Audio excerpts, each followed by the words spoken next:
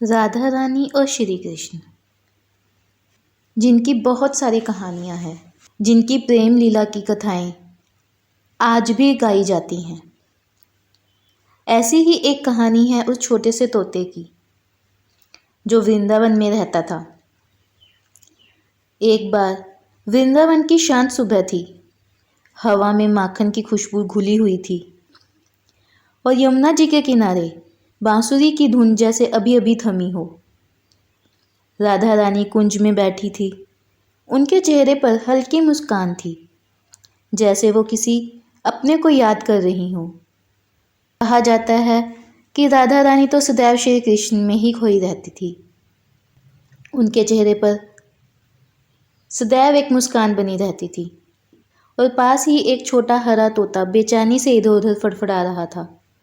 वह रोज एक ही काम करता था, राधा जी के संदेश श्री कृष्ण तक पहुंचाने का। लेकिन आज कुछ अलग था। तोते ने सिर झुकाकर पूछा, राधा रानी, आज क्या संदेश ले जाऊं?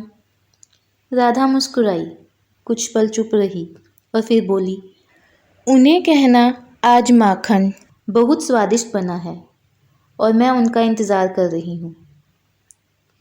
तोते को यह सुनकर बहुत खुशी हुई।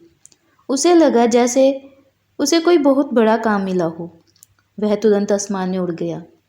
नीले आकाश को चीरता हुआ सीधा श्री कृष्ण जी के पास पहुंचा। श्री कृष्ण जी पेड़ के नीचे बैठे बांसुरी बजा रहे थे। तोता उनके पास पहुंचा और बोला, राधा रानी ने कहा है माखन तैयार है और वो आपका इंतज़ार कर रही हैं। श्री कृष्ण मुस्कुराए। उनकी आंखों में चमक आ गई और उन्होंने कहा, राधा का हर संदेश मेरे लिए बहुत अनमोल है। तोता ये सुनकर गर्व से भर गया, क्योंकि उसे एक अलग ही एहसास होता था कि जैसे वो पता नहीं कितना महान काम कर रहा है। धीरे धीरे तोते को समझ आने लगा था कि यह सिर्फ संदेश नहीं, यह प्रेम था, यह वह आकर्षण था और यह वो दो आत्माओं का मिलन था। राधा और कृष्ण अलग नहीं थे, फिर भी उनके बीच संदेश चल रहा था। समय बीतता गया, दिन बीते, साल बीते। तोता रोज संदेश लेकर जाता रहा। लेकिन एक दिन राधा रानी ने उसे अपने पास बुलाया और वह कहने लगी कि अब मेरा अंतिम समय आ गया है।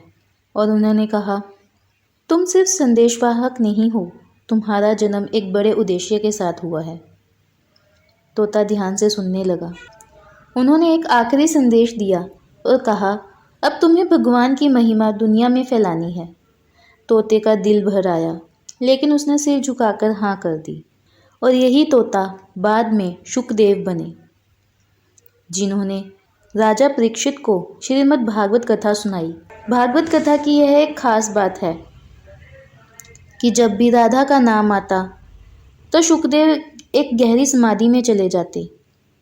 इसीलिए कहा जाता है कि भागवत में राधा का नाम कहीं नहीं है।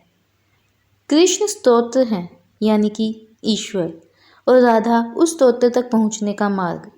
इसलिए अगर श्री कृष्ण जी को प्रसन्न करना है तो सारे मार्ग राधा जी से होकर ही जाते हैं और राधा रानी के बिना श्री कृष्ण जी को मनाया नहीं जा सकता। इस तरह उस छोटे से तोते की जिंदगी बदल गई। इसीलिए तो कहा जाता है, जो भगवान के करीब होता है उसका जीवन बदलते देर नहीं लगती। धन्यवाद। फिर मिलेंगे एक ऐसी ही नई कहानी के साथ।